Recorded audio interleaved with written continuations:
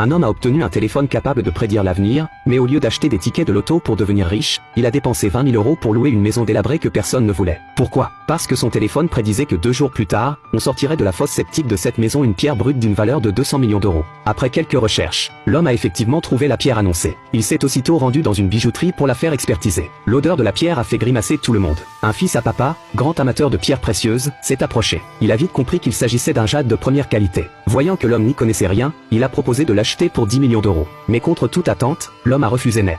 C'est alors que le patron de la bijouterie est arrivé. Après expertise, il l'a estimé à au moins 200 millions d'euros. Le fils à papa s'est mis à pleurer misère, racontant qu'il avait perdu beaucoup d'argent dans un projet immobilier inachevé, et espérait que l'homme baisserait son prix. À ce moment-là, le téléphone a affiché une nouvelle prédiction: dans un mois, la valeur de cet immeuble inachevé sera multipliée par 10. L'homme a alors proposé d'échanger cette pierre brute contre le projet immobilier. Le fils à papa a accepté immédiatement, persuadé d'avoir fait une super affaire. Mais une fois rentré chez lui, il a entendu son père mentionner que le terrain de cet immeuble inachevé allait grimper à au moins 2 milliards d'euros. C'est là qu'il a réalisé qu'il s'était fait avoir. Pendant ce temps, le téléphone de l'homme a affiché une nouvelle option, 6 € en échange d'un super pouvoir aléatoire. Curieux, l'homme a cliqué sur accepter. Et là, il a instantanément développé la capacité d'identifier l'authenticité de n'importe quoi. Lors d'une discussion, le PDG s'est vanté auprès de l'homme d'avoir acquis une peinture ancienne. L'homme a vu d'un coup d'œil que ce tableau était authentique. En fait, ce tableau était un cadeau d'excuse offert au PDG par un concurrent. Mais à ce moment-là, le téléphone a prédit, ce tableau sera démasqué comme un faux lors de la vente aux enchères de demain, et l'entreprise subira d'énormes pertes. L'homme a tout de suite compris que c'était un piège tendu par le concurrent. Il a immédiatement prévenu le PDG et pris ses précautions. Le soir même, quelqu'un s'est effectivement introduit dans l'entreprise et a échangé le tableau qui se trouvait dans le bureau. Lors de la vente aux enchères, le tableau a été adjugé pour 300 millions d'euros. C'est alors que le concurrent a proclamé publiquement que ce tableau était un faux,